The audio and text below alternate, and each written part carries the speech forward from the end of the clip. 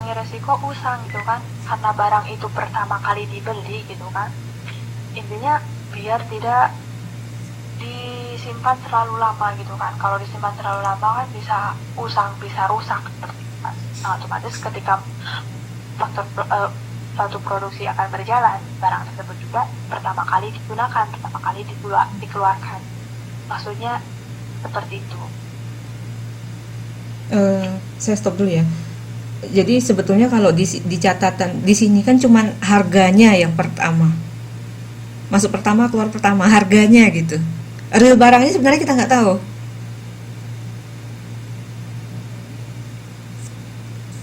ya. Di sini ada kuantitas. Iya, iya. Tapi kan sebenarnya harganya di sini untuk tahu kos sediaan dengan menggunakan MPKP, MTKP atau berbobot atau yang rata-rata berbobot tadi.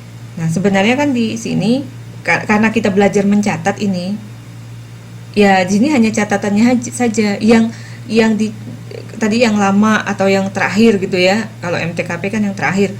Sebenarnya itu harganya, kos barangnya. Paham nggak maksudnya? Kos barangnya gitu, harganya yang terakhir atau harga yang pertama. Tapi realnya sebetulnya nggak mesti gitu. Nah, cuman beberapa perusahaan memang mereka konsisten, ada yang menerapkan sesuai real. Jadi tergantung metode perusahaannya gitu. Ada yang memang biasanya mereka ada nggak yang pernah magang atau kerja di pabrik ya dulu ya. Jadi biasanya memang ada di bagian gudang tuh udah ngurus itu gitu. Bagian gudang tuh udah ngatur mana barang-barang yang akan diproses pertama, mana yang akan diproses terakhir. Tergantung kebijakan perusahaan. Cuman perusahaan biasanya pakai MPKP rata-rata. Real produksinya pakai MPKP, jarang pakai MTKP. Ya. Kalau hitungan kayak gini, kayak buku halaman 224 225. Kalau hitungan tergantung metode gitu. MPKP, MTKP atau rata-rata berbobot.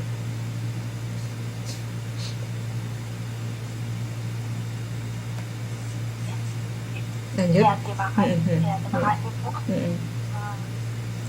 Terus selanjutnya yaitu masuk terakhir keluar pertama atau MTKP kan. Nah, kos yang dibebankan pada bahan yang dikeluarkan dari gudang dan digunakan dalam proses produksi dimulai dari bahan yang paling baru atau yang dibeli. Jadi masuk terakhir keluar pertama gitu kan. Istilahnya agak sedikit berbanding terbalik dengan yang pertama gitu kan. Sediaan biji besi yang dimiliki perusahaan pada umumnya disimpan dalam bentuk timbunan gitu kan. Jadi timbun dulu baru dikeluarkan gitu kan. Masuknya yang paling terakhir, dikeluarnya yang pertama.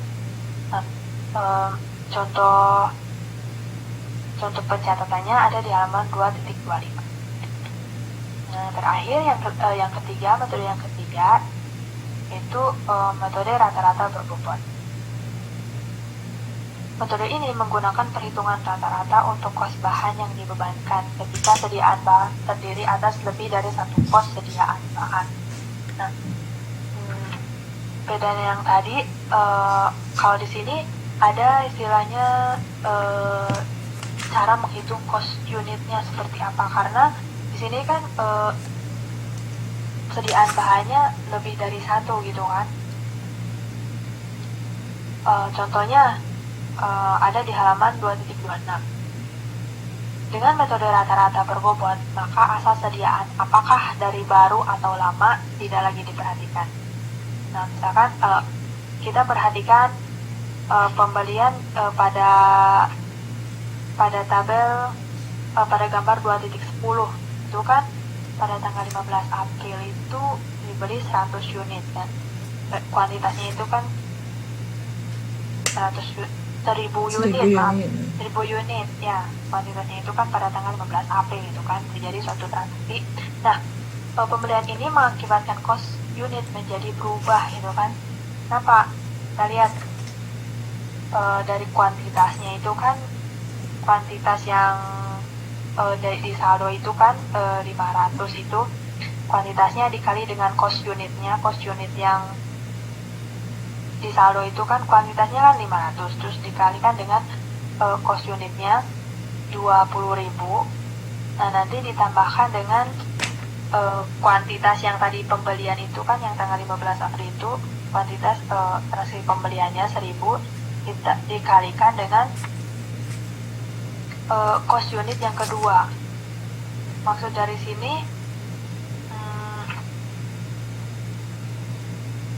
kenapa? Jadi maksudnya untuk mencari untuk mengetahui gitu cost unitnya itu adanya perubahan gitu kan.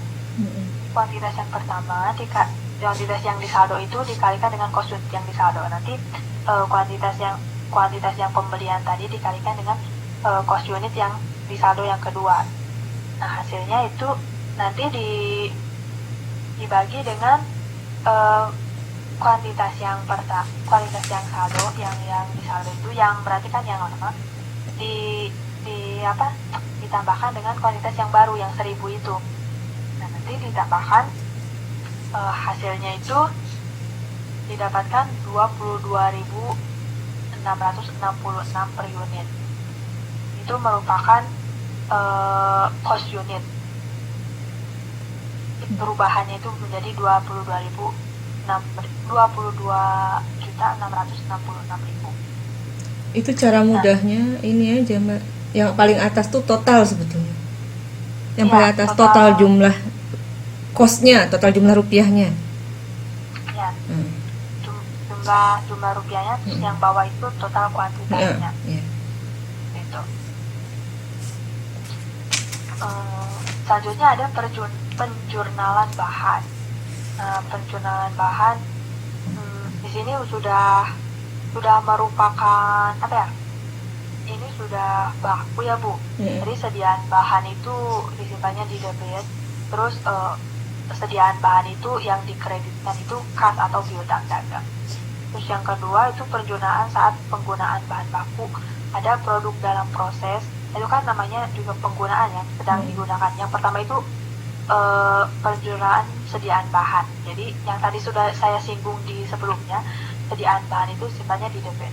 Terus yang dikreditnya itu kas atau piutang dagang. Nah, yang kedua yaitu penjurnaan untuk penggunaan bahan baku. Sudah disediakan nanti digunakan. Caranya itu produk dalam proses disimpan di debit dan sediaan bahan disimpan di kredit. Nah, terus saat penggunaan bahan penolong, ini kan yang tadi kan bahan baku, yang selanjutnya itu penggunaan bahan penolong. Tidak ada di dalam jurnal itu tidak ada misalkan pengguna kan di atas ada produk dalam proses atau sediaan bahan itu kan tidak ada, tapi dalam jurnal itu penggunaan bahan penolong atau maksudnya sediaan bahan penolong itu tidak ada. Itu disebutnya kalau di jurnal itu disebutnya overhead pabrik kendali. Terus yang dikreditnya itu sediaan bahan itu. Ini merupakan formatnya saja gitu. Format sediaan bahan, penjurnaan bahan, penggunaan bahan baku dan bahan penolong. Saya jelasin dikit ya. Jadi kenapa sih sediaan bahan di debit ya? Tadi Mbaknya bilang sudah baku ya. Sebetulnya sebelum baku tuh ada ininya sih, logika awalnya harta itu di debit gitu. Kalau kita punya uang itu istilahnya dicatatnya di debit, disimpannya di debit. Ya mungkin dulu pernah belajar akuntansi, jadi penyimpannya selalu di sisi debit. Jadi kalau harta bertambah pasti nambahnya di debit. Misalnya uang bertambah, kasnya pasti di debit jurnalnya. Barang nambah pasti di debit jurnal awalnya gitu.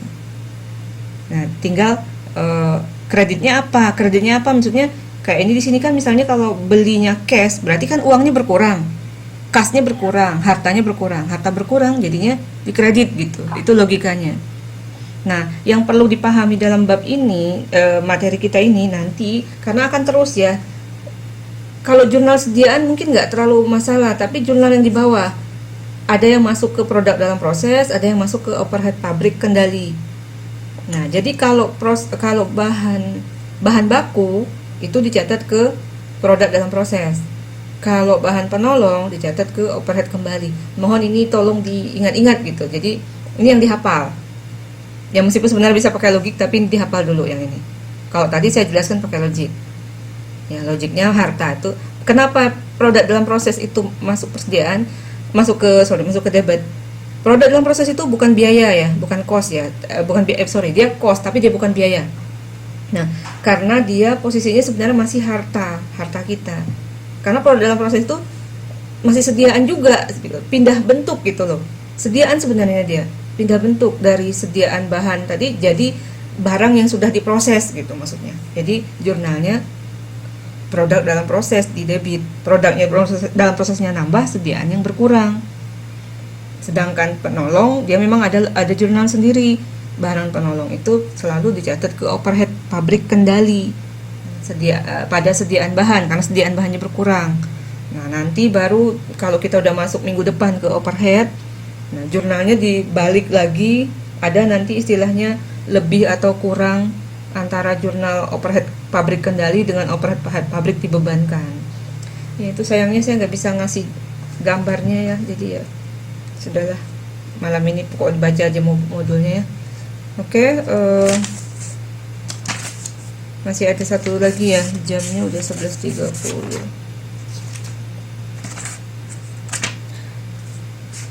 Ada yang mau ditanyakan dulu? Bab ini cukup ya Mbak Ami ya? Gimana Bu? Bab ini cukup dulu.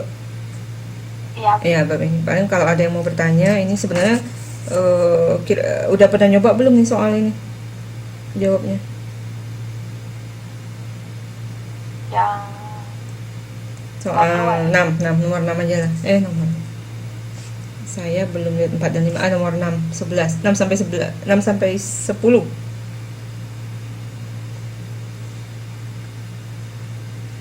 Belum nyoba ya? Sudah ada yang nyoba belum? Udah pada tidur Pak? Belum ada yang nyoba soalnya. Sebenarnya saya pengen latihan ini tapi tidak akan kekejar waktunya. 4 sampai 10 udah dicoba, wah keren. Kalau 4 periodik, kalau 6 perpetual. Oh belum.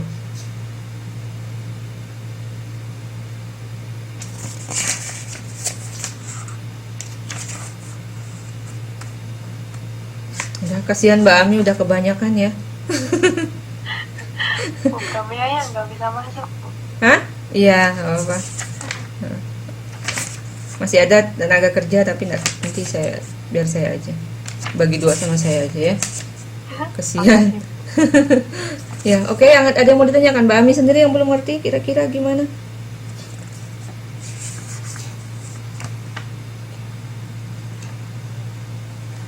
Sementara masih bisa dipahami Bu. Masih ya, karena ini cara ngitungnya sudah bisa semua. Cara ngitung ini metode MPKP, MTKP sama, kalau rata-rata berbobot sih gampang. MTKP itu udah paham ya cara masukinnya.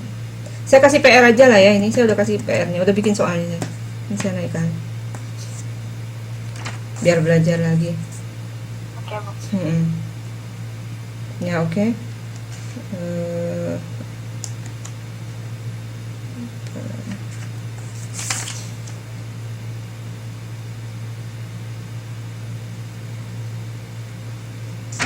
Ya pokoknya kalau di luar, kalau ada lagi belajar gitu silakan ditanyakan aja. Apalagi nanti mau UAS ya enggak apa-apa, chatting aja kalau ada yang mau ditanya. Masih nggak ngerti, tanya aja.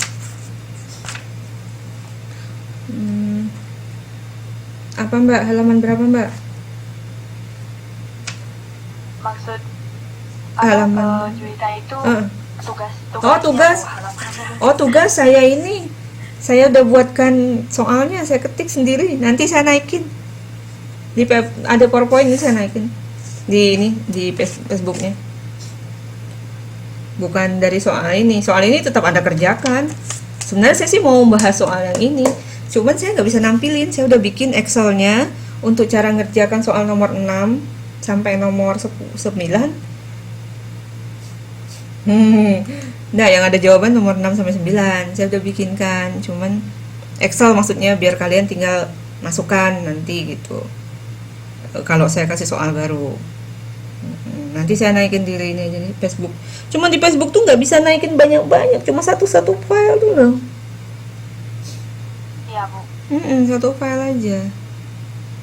Atau ada kalian punya grup, saya kasih ke satu orang, nanti yang lain Ada naikin. lain, Bu. Grup lain. Ada grup lain. Iya, Oh, iya saya ada. ada ya. Ya saya punya sih lain, saya punya lain juga sih. Nah, kalau enggak saya kasih satu orang gitu, nanti tinggal dinaikin gitu sama teman-temannya. Boleh, Bu. Mm-mm. Ya, nomor 4 sampai 9 tuh, nomor 6 sampai 9 saya sudah jawabkan gitu caranya jawabnya. Ya, ya sesuai kunci tapi caranya kayak tadi, kayak modul 1 tadi. Cuma nggak bisa saya tampilkan sekarang karena internet saya, aduh bener-bener deh malam ini. Mudah-mudahan minggu depan nggak kayak gini. Ya nanti nomor 4, nomor 4 mah gampang. Nomor 4 bahas sekarang aja. Ayo nomor 4 bahas sekarang aja.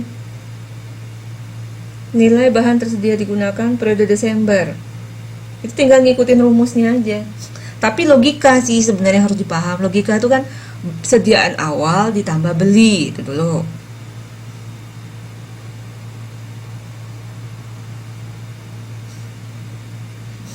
Pakai Telkomsel. Habislah saya pakai Telkomsel di sini. Saya di Taiwan kok, bukan di Indo.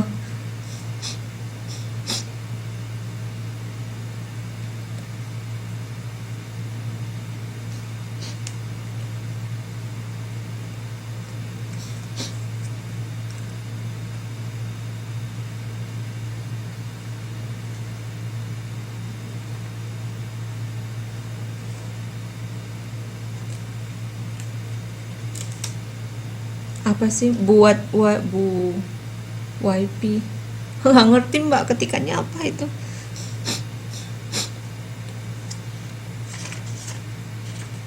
Bisa gitu Telkomsel? Bangkrut lah. Oh, IPU. Oh, bisa. Saya tuh HP saya ada internet, tapi laptop saya nggak connect. Di tethering itu nggak connect. Tadi dari siang tuh saya udah berusaha di tethering ke laptop, nggak ke detect gitu loh. Laptop saya nggak bisa detect kayaknya. Makanya saya tuh kesel banget dari siang. Mau masukkan lemari aja laptopnya.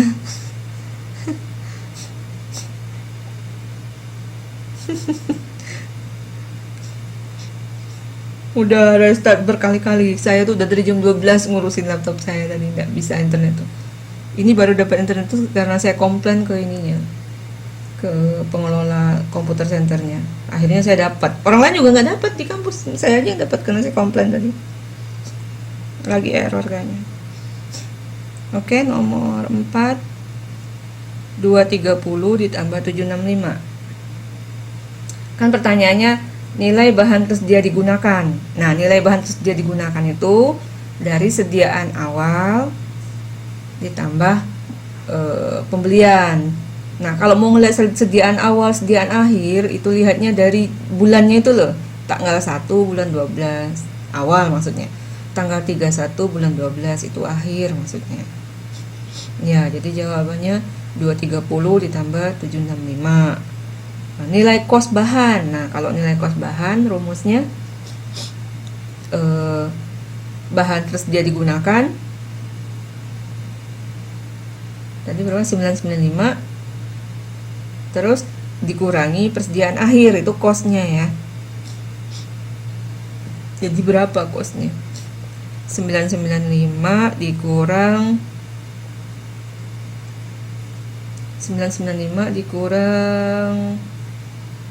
279 4 ujungnya 4. Kok nggak ada 4? Salah, 6 yang ujungnya 6 pokoknya ya, benar nggak?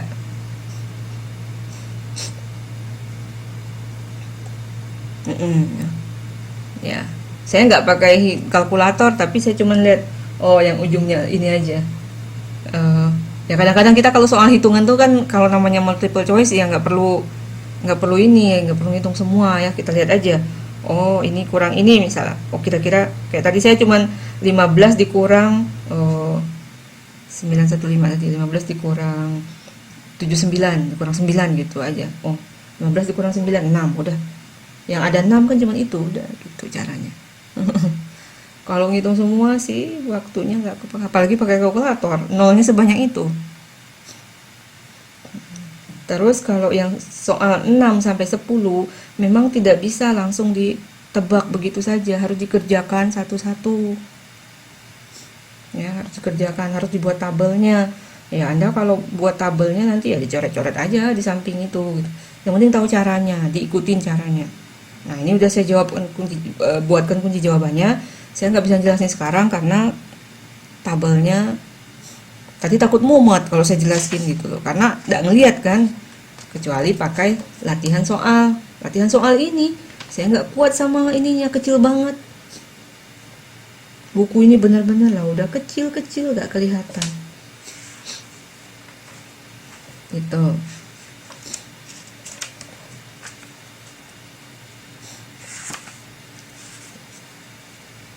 Ya di bab ini terus terang kalau menurut saya sih masih mudah lah, masih termasuk mudah bab ini. Karena memang bahan baku dan tenaga kerja tuh nggak terlalu masalah. Yang ribet itu kalau sudah sampai nanti overhead itu.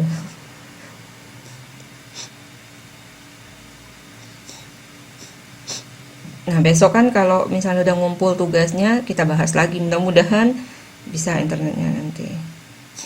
Ya, yang belakang jangan tanya Mbak itu nanti. Makanya kita tuh sampai 9 pertemuan loh.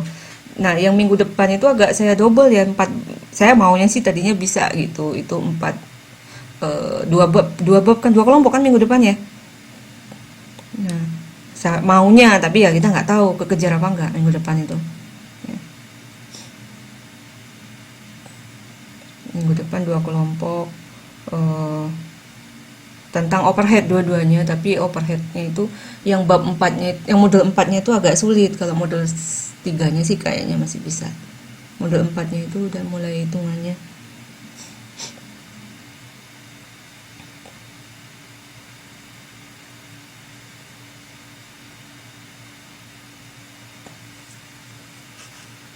Ini muncul lagi bisa ya? Oh, nggak bisa.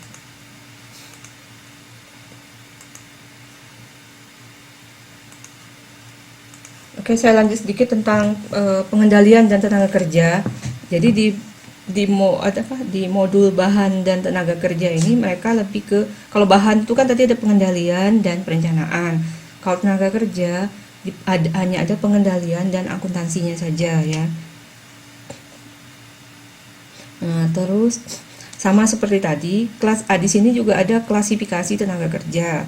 Klasifikasi tenaga kerja itu ada tenaga kerja langsung dan tidak langsung. Nah, klasifikasi tenaga kerjanya sebenarnya pengertiannya hampir sama dengan bahan tadi. Tenaga kerja langsung itu maksudnya seperti apa ya? Biasanya yang langsung itu memang yang terlibat dalam proses produksi. Misalnya kalau misalnya buat bangunan ya dia ikut dari pondasi sampai buat masang bata sampai masang seng, itu tenaga kerja langsungnya gitu ya. Nah, terus biasanya jumlah tenaga kerjanya lebih banyak atau signifikan ya. Tapi ya, kalau misalnya Anda lihat tukang pekerjaan bangunan yang paling gampang kelihatan ya sebenarnya. Kalau pekerjaan di pabrik itu kadang-kadang misal apalagi buat IC gitu, buat handphone itu sulit melihatnya. Karena mungkin kayak handphone kan rumit, kita mau menentukan mana bahan baku, mana bahan penolong, itu handphone tuh nggak mudah loh ya. Memang sih biasanya yang membedakan sebetulnya selain klasifikasi yang udah dijelaskan Mbak Ami tadi, yang membedakan bahan langsung tidak langsung itu sebetulnya memang perusahaan sudah buat gitu. Nanti ketika Anda bekerja di perusahaan, misalnya Anda mau menentukan masuk bagian cost accounting di perusahaan, Anda harus bisa menentukan nanti mana yang akan dimasukkan cost bahan, mana yang akan dimasukkan cost bahan penolong gitu. Anda harus paham tadi kriterianya udah jelasin klasifikasinya. Jadi tidak akan sama satu perusahaan dengan perusahaan lain, itu masalahnya. Ya, karena ini kebijakan sifatnya. Nah, terus untuk tenaga kerja merepresentasikan elemen cost tenaga kerja yang signifikan, tadi udah saya sebutkan ya. Kemudian yang paling gampang adalah dapat secara mudah dilacak atau diidentifikasi pada produk. Bahan juga sama ya. Buat bangunan bahannya semen. Nah, kelihatan di bangunannya ada semen gitu maksudnya.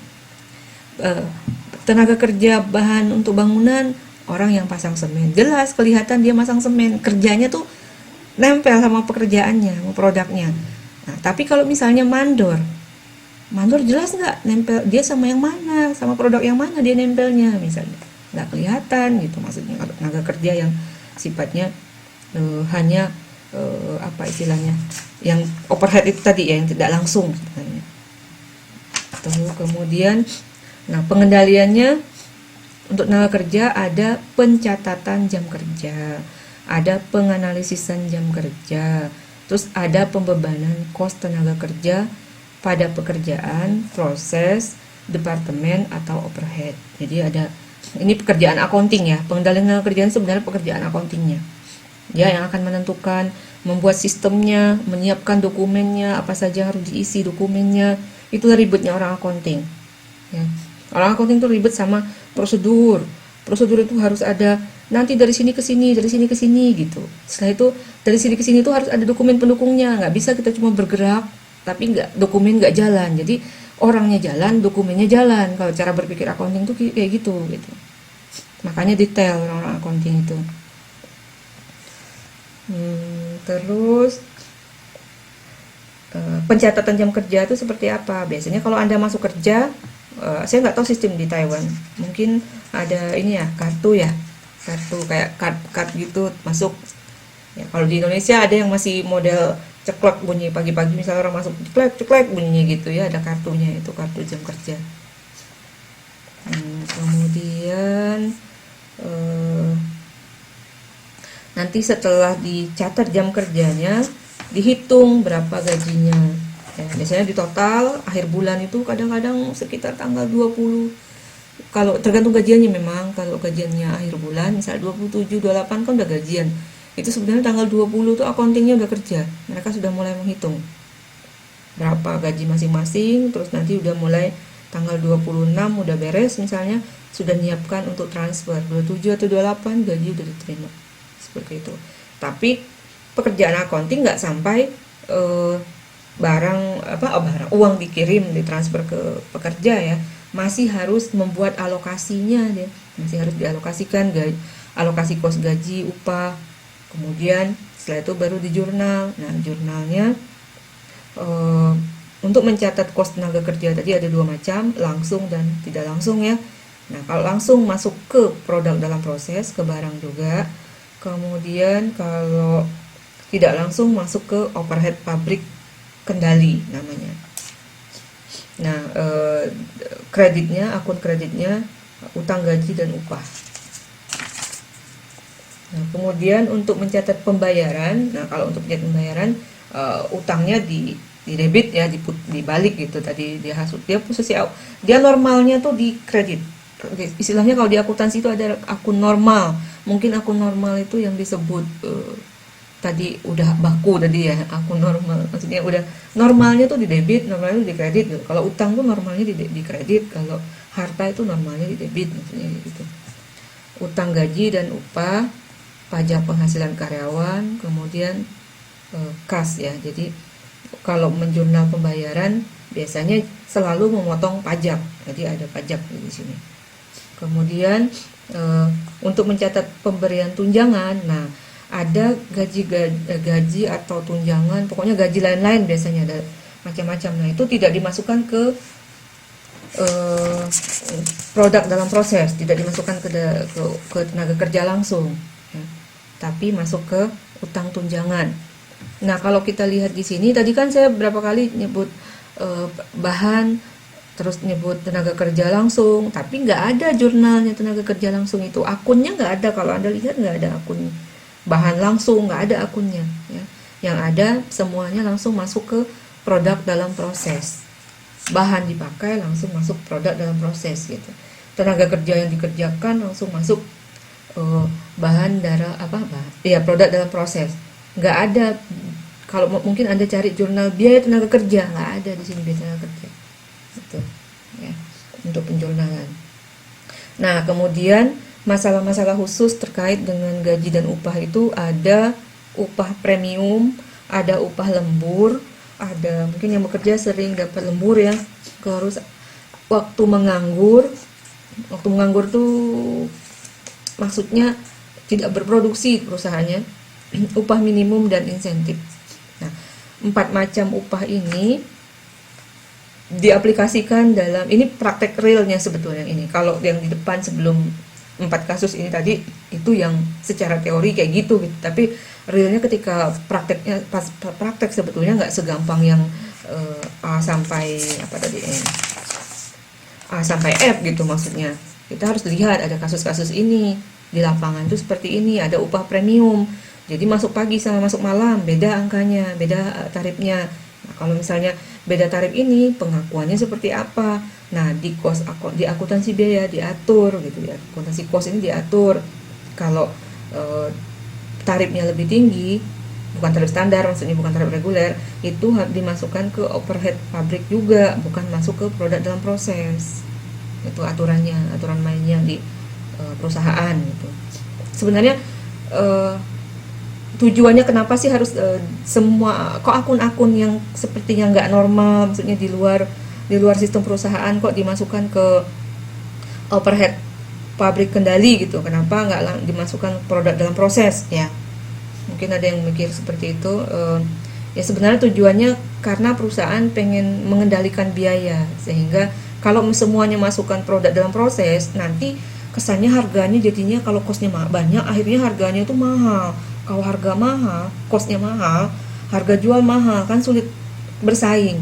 Nah, ketika dimasukkan ke overhead pabrik kendali, perusahaan kan bisa mengendalikan biaya-biaya itu, kos-kos itu, supaya kalau kos-kosnya bisa dikendalikan, tujuannya supaya nggak tinggi kosnya gitu maksudnya.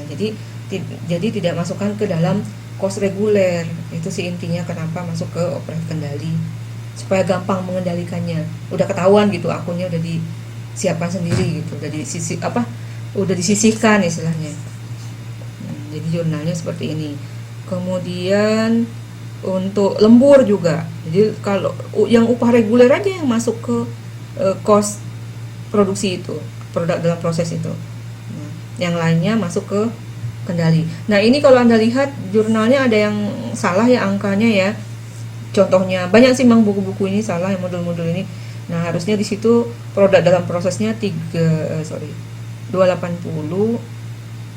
Benar, overhead pabriknya itu bukan 40 tapi 76.500 harusnya. Utang gaji dan upahnya tuh 356 harusnya itu. Ya. Saya nggak tahu buku kalian itu dikembalikan atau bisa dicoret-coret.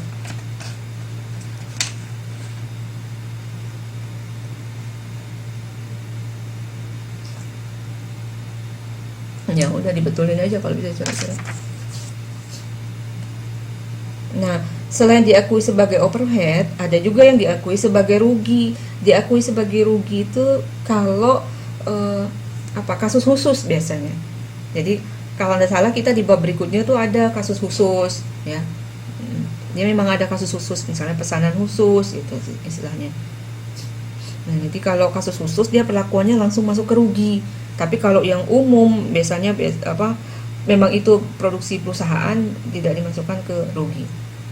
Terus waktu menganggur tadi memang ya itu tadi ya, karena misalnya perusahaan tidak ada produksi, tidak ada pesanan, sehingga kan mesinnya kan tetap dipakai, misalnya tenaga kerjanya tetap harus ada yang jaga gitu, maksudnya mandornya tetap bekerja, tapi lagi tidak proses di misalnya ada seminggu atau 2 minggu, istilahnya kalau bahasa Inggrisnya idle time, jadi waktu menganggur ya. Nah, waktu menganggur ini pengakuannya juga masuk ke overhead. Kemudian ada upah minimum dan insentif. Nah, upah minimum saya nggak tahu kalau di Taiwan ada apa tidak upah minimum, tapi kalau di Indonesia kan ada ya, tiap daerah itu punya upah minimum. Jadi kalau upah minimum itu real di lapangan ada upah minimum, misalnya satu daerah 2 juta misalnya upah minimumnya. Nah, tapi di dalam produksi perusahaan tetap menggunakan tarif misalnya. Ternyata perusahaan tetap menggaji karyawan itu pakai tarif seharusnya, pakai tarif misalnya per unit ya, yang produksi. Misalnya satu orang karyawan berproduksi, kalau dia pakai unit, kalau dia pakai jam, ya, hitungan jam. Nah, kalau misalnya ternyata dia unitnya di sini ternyata kalau dihitung kurang, dia tetap harus bayar pakai upah minimum.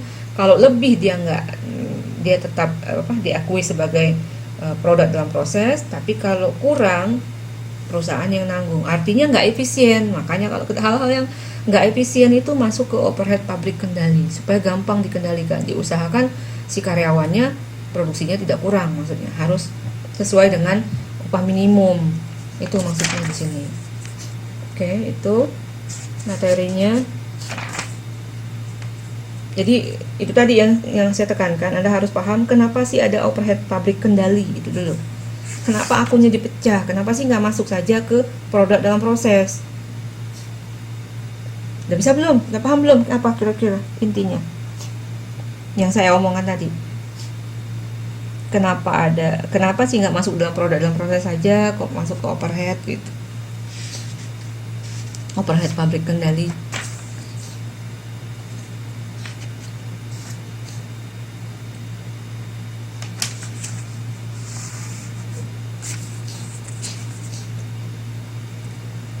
Halo.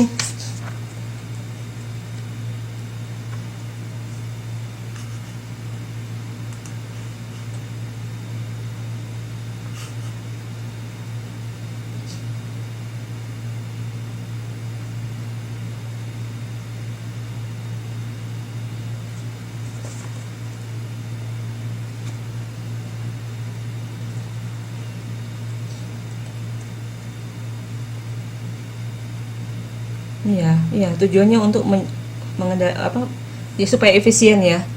Jadi hal-hal yang di luar kontrol perusahaan namanya overhead pabrik kendali. Dia takut nanti kayak bahan penolong tadi itu. Kalau nggak masuk ke overhead kendali, ya khawatirnya nanti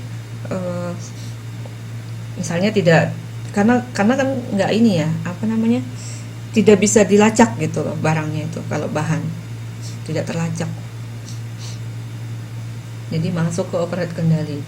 Nah, overhead itu nanti ada 2 ya, minggu depan tuh kalau sudah sudah ada yang buat presentasinya, ada 2. Jadi namanya overhead dibebankan kalau nggak salah. Overhead dibebankan itu nanti yang masuk ke produk dalam proses.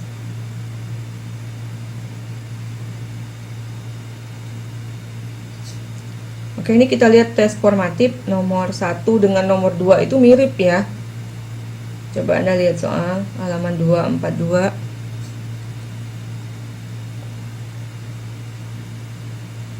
Cuma bedanya nomor 1 itu dokumen yang digunakan untuk mencatat lamanya waktu kerja. Namanya jam kerja. Nah, dokumen yang digunakan untuk mencatat lamanya waktu karyawan berada di perusahaan namanya jam pekerjaan. Terbalik nggak saya?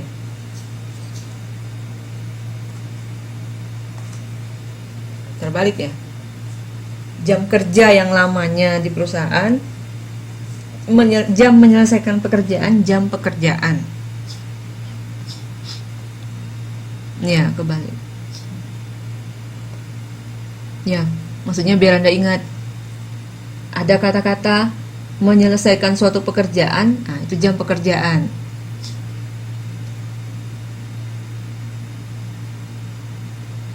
Kalau waktu kerja di perusahaan namanya jam kerja gitu.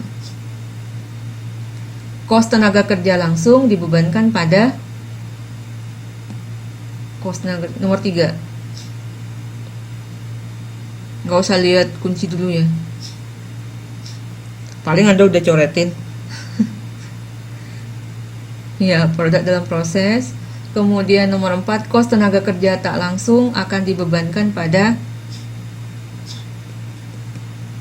overhead pabrik kendali ya, nomor 4 ya. Nah, tunjangan bonus yang akan diterima oleh karyawan pabrik akan dibebankan pada bonus overhead pabrik kendali juga ya. Nah, selisih antara upah lembur dengan upah reguler pada tenaga kerja langsung akan dibebankan pada overhead pabrik kendali sama.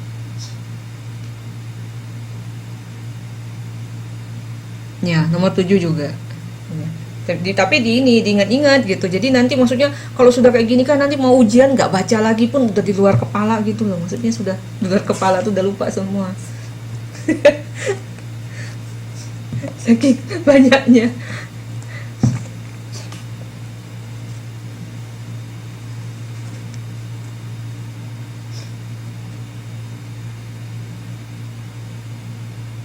Jangan dibuat mumet, tambah pusing nanti dibilang mumet pusing. Nah, ini contoh soal yang pakai halaman nomor 8, 9, 10 itu dia yang pakai apa namanya tadi? Upah minimum. Nah, upah yang akan diterima oleh Agus Sanjaya untuk bulan Maret adalah, soalnya bulan Maret ya, upahnya itu Agus Sanjaya itu cuma 68 jam kerja, tarifnya 8.250, totalnya 561. Jadi totalnya harusnya cuma 561. Nah, 561 kan di bawah upah minimum ya. 660 harusnya kan. Nah, jadi jawabannya, jadi yang akan diterima oleh Agus Sanjaya adalah 660. Ya, bukan 561. Harusnya kan 561 jawabannya. Tapi karena dia harus pakai upah minimum, jadi dia dicatat ke 660 upahnya. Nah, selisih 660 dengan 561 tadi masuk ke overhead, itu maksudnya. Kalau yang nomor 9 itu kalau nggak salah jawabannya pas ya, 660 apa? Akhir zaman. Kalau nggak salah 684 jawabannya itu, yang B. Ya, itu tinggal dikali sih sebenarnya, 83 dikali itu ya. Nah, nanti nomor 10 itu harus Anda hitung semua keempat orang ini, dilihat berapa selisihnya. Nah, selisihnya kalau nggak salah jawabannya A kan ya. 99 ditambah 40 berapa gitu. 40 berapa gitu jadinya 140. 42 kalau nggak salah. 41 42. Gitu. Udah selesai, langsung dibahas soalnya. Ya, tinggal satu soal, tinggal jawabannya yang harus saya kirim, yang bab tadi yang apa namanya perpetual tadi, nanti ada kunci jawaban tadi ya, sama soal saya kirim ke siapa jadinya. Kalau saya naikin di itu harus 2 kali saya naikinnya, ya nggak apa-apa sih 2 kali, cuman nggak enak sama dosen yang lain. Kalau sama kalian saya cek aja, nggak apa-apa ya, di situ aja 2 kali saya naikinnya. Kalau saya pakai zip itu nggak bisa, atau bisa sebetulnya saya ini kan sih pakai Dropbox atau pakai Google Drive, bisanya dia bisa. Cuman kalian bisa nggak buka kalau pakai Google Drive sama Dropbox? Takutnya masalah lagi gitu menurut saya tuh. Email, email susah, emailnya terbanyakan. Ya udah malam. Dropbox bisa, semua bisa. Kalau bisa ya yang paling gampang lah nanti saya lakukan, yang penting gampang dibuka ya. Oke, yang sudah mau istirahat silakan, saya udah selesai juga. Minggu depan ya siap-siap 2 kelompok, nanti kayak tadi lagi bagi sama saya biar nggak bosan dengar suara saya terus kan tiap minggu. Assalamualaikum.